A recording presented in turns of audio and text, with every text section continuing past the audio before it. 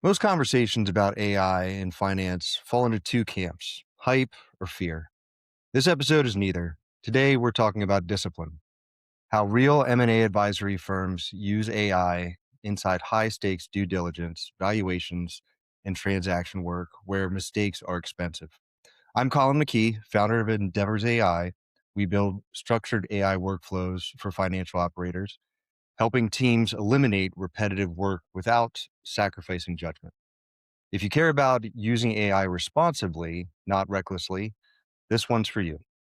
Today, I'm joined by Greg Thomas, managing partner of 375 Park Associates, a firm specializing in financial due diligence, quality of earnings, valuations, and transactional advisory.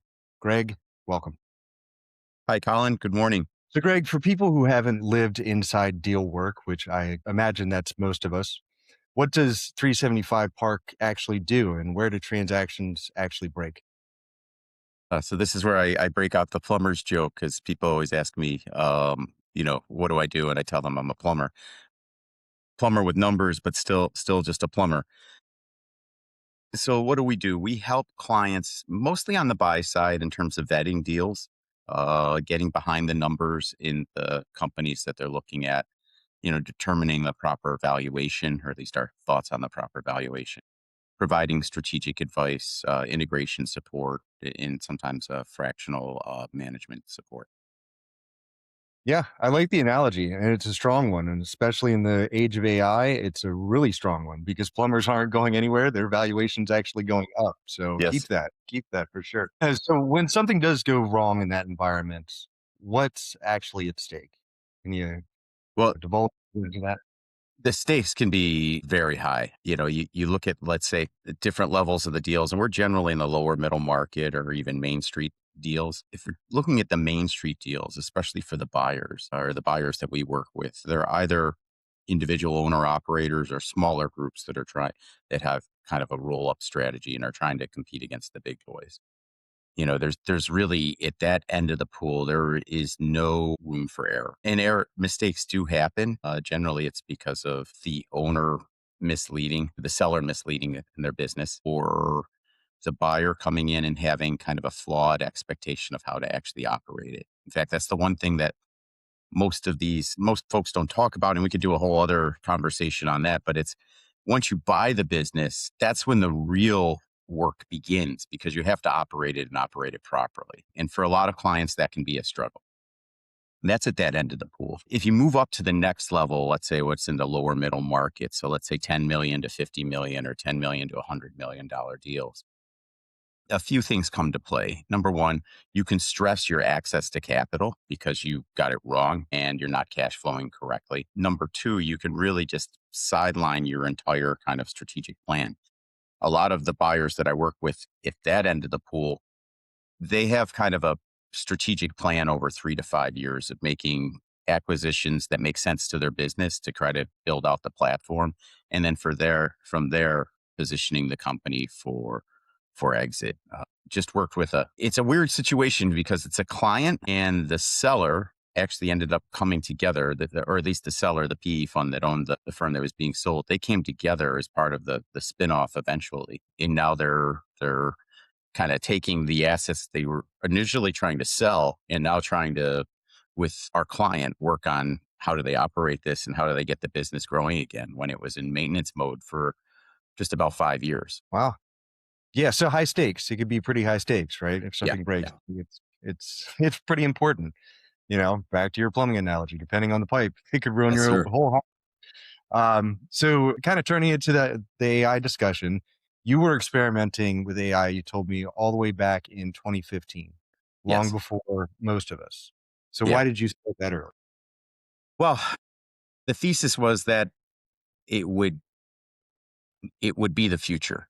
Now, the future in 2015 compared to the future we live in today is, markedly different, but we knew it was going in that direction. What we didn't know when we first got into it is that how, going back 10 years or 11 years in time, how stacked the AI environment. And Watson is great, but if you don't have large data sets, massively large data sets, it takes a lot of time and energy to kind of bring all the data together to get anything out of it. And at that time, it was expensive. I mean, you're talking about standing up just something kind of a wireframe internally. You're still looking at 50, 60, $70,000 or more. And that's kind of just as a, proof of concept. It's a different world today. You can almost get out of the box the AI tools that you need, non-coding to train it or to create. I think we talked about like personas, which is something that we've used. One of the key takeaways I've gotten from it from this journey is that the it's a collaborative effort with the AI. It needs to be curated. I don't think we're at a point today where you can say, okay, go run with this and do no sort of check on it. But we're not at the point today either where you need to spoon feed it either. You can give it a lot of data and it can start to come back with some critical insights that might be missed, just because we're tired or we're rushed or whatever. And if you can curate that running some processes parallel to each other, you can hopefully find the gaps. The other thing we found in our journey is that AI very much is a context machine. And it's something I think as humans we understand that getting the nuance and communicating the context is important, but I don't think we really understand to the level of detail you need to go almost in every interaction with the tools that you're working with. So it understands everything because there are elements of the work stream that are happening. They're online, but they're offline in terms of the purview of the AI. Now that might change as these tools become more integrated in everything that we're doing, but that context is a lot of times, at least in my experience, where things can go wrong. And giving it that additional context is what helps to kind of hone the message and get it to the next level. Yeah. So what or one sentence explanation might be that AI without structure doesn't work. It'll give you something, but it's not going to give you the outcome you think it does or that you're looking for unless you give it that structure, that context. Teach it before you just expect it to know what you know. Yes. Yeah.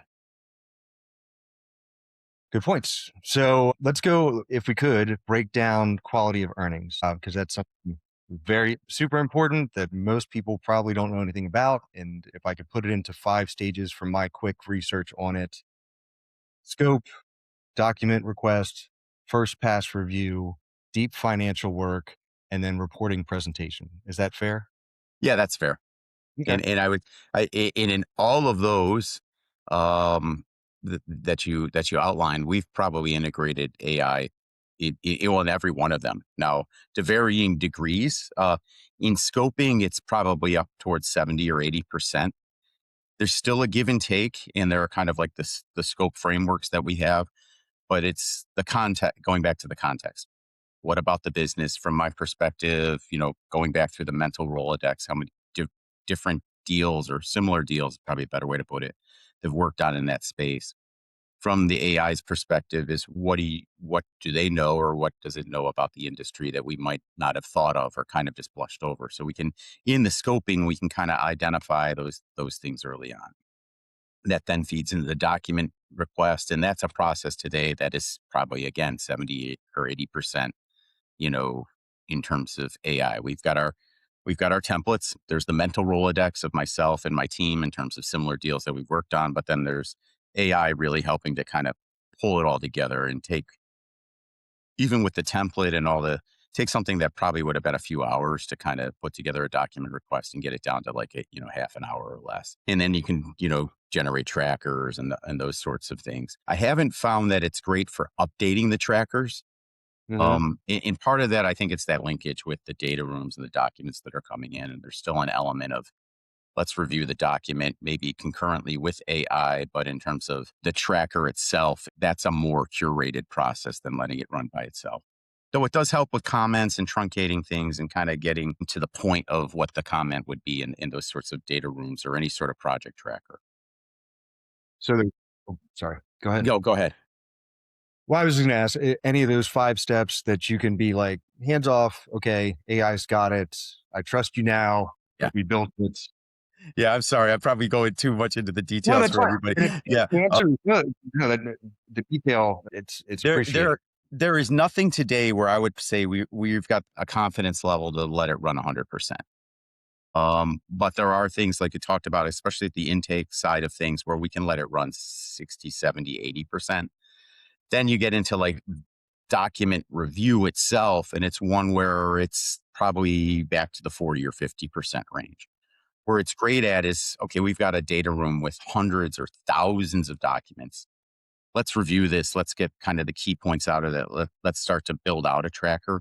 But then there's kind of it works concurrently with the analyst team in terms of opening the documents, double checking things, adding comments that AI might have missed or it just glossed over because it misses key points of context. And hallucinations are real. We do them too. So just in terms of a QA process there, making sure we're not overly confident about what's in the documents, and we're not kind of missing anything that's there that we should call out. So it's a great way to kind of it's the processes online and offline run parallel to each other these days.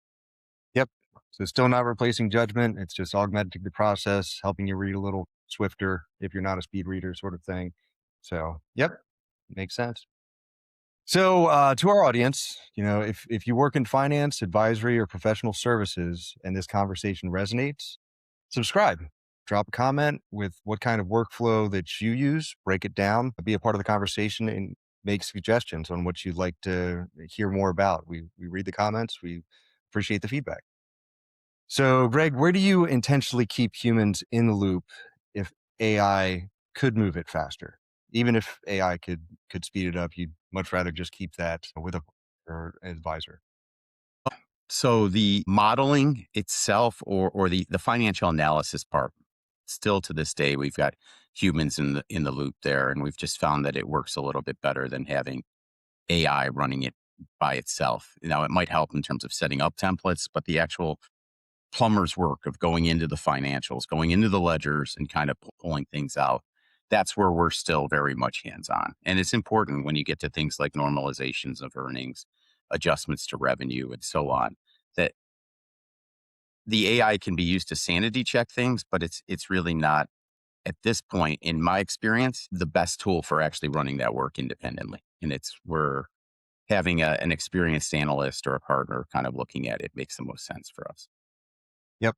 So, like you said, the ledger, proof of cash, the Yeah. numbers, tax, all that stuff. Yeah, proof of cash, book to tax, normalization of earnings, working capital. Because in some companies, there's really a lot of nuance in the working capital calculations. So those are things where AI might just out of the box, it's just going to use the defined formula instead of looking at what are the adjustments and how are those adjustments applied. Cool. So, in our first conversation, you mentioned personas and prompt libraries. Most Yes. firms kind of dabble in it. A few operationalize it. How do you structure yours? So this is something we started with years ago, I think, as we talked about the last time, and it's kind of built out over time in terms of what prompts work best and what prompts don't work. And what we started to do is categorize the prompts for different situations. Number one, now just about everybody today has a library or a catalog of prompts that they're using. What we've tried to do over time is go back and kind of refine them and develop, which kind of leads me to the next thing, is kind of a persona. From those prompts, which very early on, we kind of put them into buckets or categories. And then what you notice is that they start to revolve around, for lack of a better word, skill sets and development of experience, which is kind of what you do with, let's say, an analyst coming out of university, and then, first year, second year, third year, and so on. And from there, we've started to develop certain personas that we can say, and we can even link back to previous deals that the models have worked with in the past. So it's a combination of having the prompts and knowing what works and what doesn't work. From there, coalescing around certain personas. You're a third year analyst. You've worked on this deal. You've worked on this deal. You've worked on this deal. From I don't want to say legal, from a contract review standpoint, more from financial lens than a legal lens. But what's the revenue at risk, and starting to look at it in that way, and then walk us through kind of its thinking on that.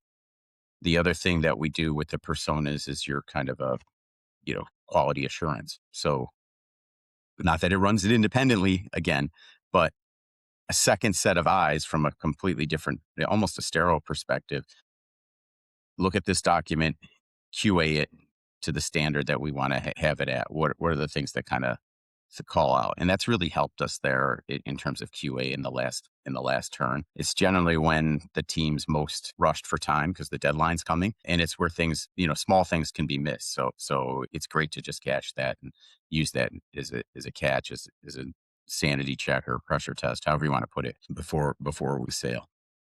Yeah. Yeah, that's great. I mean, some might call it, creating agents, but it's definitely operationalizing AI as opposed to just using it, out of the box and hitting play. You guys, you teach it. You're doing it the right way. That's great. So, has there been a moment where AI almost caused a mistake, or could have, in your experience or in your firm? For sure. And it goes back to the initial comment about context. One of the things that can be maddening for some people is, let's say, just taking a simple answer, well, answering an email, but it's about a delicate subject. And you might put the initial kind of prompt in and with some background information, and it spits out the email. All fine and good. But then what I've found works best, and it can be maddening too. Sometimes there's a process of an hour back and forth with the agent. I don't like this. I don't like that. It never quite gets it. And then you have to like take it out and draft it yourself and then put it back in. Then pending, especially in some of our deals, like how we, in things that we're working on, there could be legal consequences. There could be tax consequences. There could be operational consequences. So trying to look at it from all of those lenses. So what is the simple crafting of an email? Granted, it might be about a sensitive topic, ends up becoming an hour or sometimes a 2 hour process. And then some might question, well, why are you using the AI anyways? Well, it just helps to refine it and review, refine and review, refine and review. And then you get to a point, probably like, we did 20, 30 years ago. Let it sit for an hour or two, come back to it with a fresh set of eyes, and then review it again before you actually put it together and send it out. Yep, good advice. Because again, yeah, it could get frustrating if you just want to plug it back in, plug it back in, plug it back Well, I in. can remember like in the early days, especially when some of the off the shelf models were first released, we thought, oh, these are, we somewhat bought into the marketing. And we are like, okay, we can feed it bank statements and it can do the proof. It can categorize the bank statements for us and all that. Didn't quite work like that. So we had to find the best uses for it and the best places to kind of plug it into the work stream. All right. Good stuff. So, a little bit about the future. I know everyone likes to talk about the future of AI, and in my opinion, no one really knows what it looks like. But one question I had for you that I think you'd be more than teed up to answer is: as knowledge becomes more structured, what happens to knowledge workers? Yeah, that I it doesn't necessarily keep me up at night, but every now and then I do think about it. And while I don't have the beautiful head of hair that you have, I probably have the same percent in grace. The one for younger knowledge workers, I think it's going to be very, very hard. And they need to have a skill that they can fall back on. And they need to find ways to have some practical application of what they're trying to do. Because they're basically looking in an environment where in some cases there are going to be little to no opportunities for them. Now that doesn't yeah, at the enterprise level, the corporate level, I mean, we didn't talk about this the last time. We were getting hit up, and we're a nobody firm in financial services, 7 to 10 times a day for internships and job opportunities. And some of these are students from elite colleges and universities. There are just no opportunities out there. So they need to pivot and think about how they can apply what they're learning and develop experience that way. For more experienced people like yourself or myself, I think we have a runway. How long that runway is, I'm not necessarily sure. I mean, I'm in my early to mid 50s now, and I don't know. If without AI, I could probably work into my 70s. Ease now work, define work. Is it 10 hours a week, kind of just taking on projects here or there, or is it grinding, right? You and I probably both know people that do a little bit of both, depending, some just have a passion for it and others, that they need to.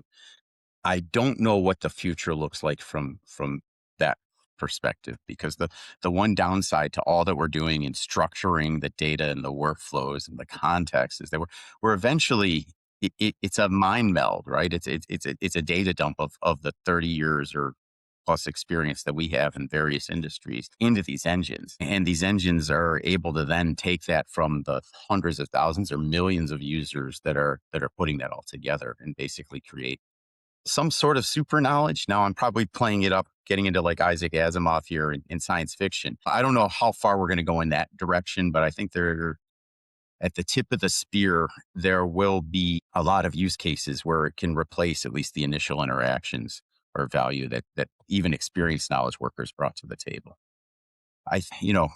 We can't hide our heads in the sand bury our heads in the sand, excuse me. But at the same point, we have to be mindful of, okay, so what's the value add we bring beyond that? The one part is that, there will be clients that'll say, oh yeah, I'll just do, why do I need you? I can run it through AI. And that's great. The one thing that they don't have though is that context to feed into the AI. So that's an advantage that experienced knowledge workers can bring to the table.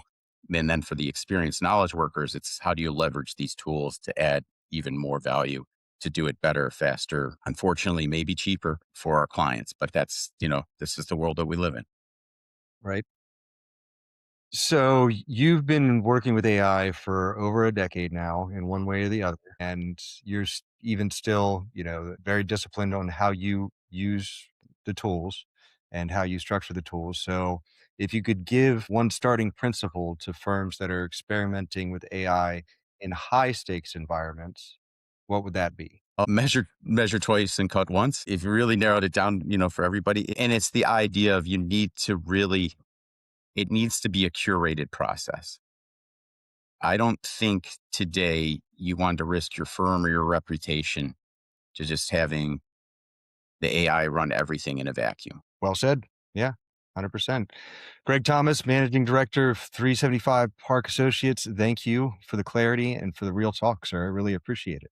You're welcome, And for Colin. any, yep, looked like I was ending there. And for anyone listening who feels like AI inside their firm is scattered, inconsistent, or dependent on a couple of senior people, that's exactly the problem that we solve at Endeavor's AI. We help teams turn experimental into structured, governed workflows with human oversight built in. Until next time, we'll see you in the next episode. Thanks, Greg.